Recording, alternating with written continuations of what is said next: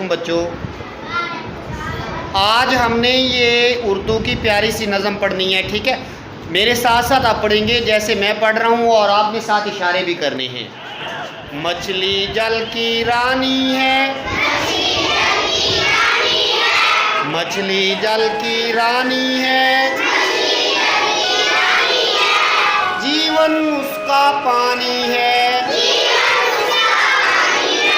मछली जल की रानी है, जीवन उसका पानी है। लगाओ डर जाएगी, हाथ लगाओ डर जाएगी, बाहर निकालो मर जाएगी, बाहर निकालो मर जाएगी।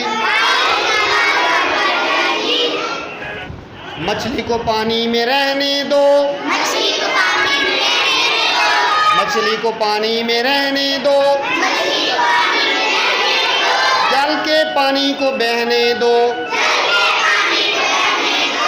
मछली जल की रानी है,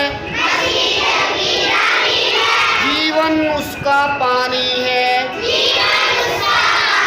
हाथ लगाओ डर जाएगी, बाहर निकालो मर जाएगी। मछली को पानी में रहने दो, जल के पानी को बहने दो, जल के पानी को बहने दो।